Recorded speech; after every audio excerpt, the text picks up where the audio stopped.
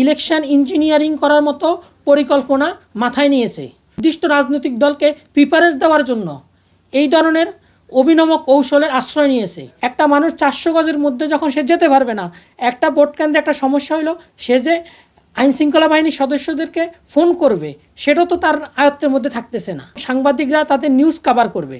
দেশে অবাধ ও সুষ্ঠু নির্বাচন হচ্ছে না গত কয়েক বছর যাবৎ। এই অবাধ ও সুষ্ঠু নির্বাচন করার জন্য এই জুলাই আন্দোলন হয়েছে। এবং আজকে যদি আপনি মোবাইলের উপর এই ব্যবহার বিধি নিয়ে নিষেধাজ্ঞা দিয়ে দেন, তাহলে তো মানুষ ভোট কেন্দ্রে যাবে না, কারণ ভোটাররা মোবাইল কোথায় রাখবে, এই ইনসিকিউরিটির কারণে মানুষ ভোট কেন্দ্রে যেতে চাবে না।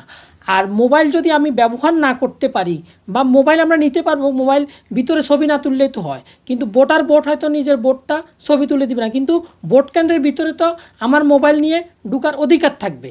এখন আপনি যদি মোবাইল নিয়ে ঢুকার অধিকার বন্ধ করে দেন, তাহলে তো সবচেয়ে বড় সমস্যা যেটা হবে সেটা হলো যে স্বাধীন সাংবাদিকতার উপর একেবারে হস্তক্ষেপ সৃষ্টি হবে। কারণ এই যুগে তো মানুষ সবাই যখন প্রয়োজন পড়বে তখন ভিডিও করবে, কোথায় ফোন করবে, এবং সাংবাদিকরা তাদের নিউজ কভার করবে। সিলন টি রপ্তানিতে শীর্ষে। কিন্তু আপনি যদি সেখানে এই বিধি আরোপ করে দেন, তাহলে তো অবাধ ও সুষ্ঠু নিরপেক্ষ নির্বাচন হবে না।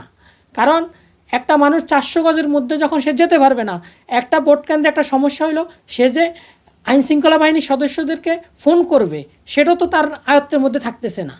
আমি মনে করি নির্বাচন কমিশনের এই পরিপত্র যেটা জারি করেছে সেটা অবশ্যই প্রত্যাহার করা উচিত। এটা আমার কাছে মনে হচ্ছে যে নির্বাচন কমিশন ইলেকশন ইঞ্জিনিয়ারিং করার মতো পরিকল্পনা মাথায় নিয়েছে, অথবা ওরা কোনো নির্দিষ্ট রাজনৈতিক দলকে প্রিফারেন্স দেওয়ার জন্য এই ধরনের অভিনব কৌশলের আশ্রয় নিয়েছে, যাতে কোনো অনিয়ম আমাদের সামাজিক যোগাযোগ মাধ্যম এবং গণমাধ্যমে না আসে। এটা একেবারেই স্বৈরাচারী কায়দা হয়ে গেছে। এখন আগের মতো স্বৈরাচারী নির্বাচনী ব্যবস্থা হয়ে গেছে এটা। মানুষ যখন ভোট কেন্দ্রে আসবে, তখন ভোট কেন্দ্রে যদি কোনো অঘটন ঘটে, কোনো অনাকাঙ্ক্ষিত ঘটনা ঘটে, তখন হয়তো আইনশৃঙ্খলা বাহিনীকে অথবা কোথায় ইনফর্ম করবে। কারণ আমার হাতে যদি মোবাইল না থাকে, তাহলে আমি কাকে ইনফর্ম করব? এখন কেউ যদি ভোট জালিয়াতি করে, ভোট ডাকাতি করে, তখন আমি সাথে সাথে কার কাছে জানাবো? এবং ভোটাররাও তো ইনসিকিউরিটির জন্য যে মোবাইল নিয়ে যাওয়া যাবে না, এজন্য ভোট কেন্দ্রে যেতে চাবে না।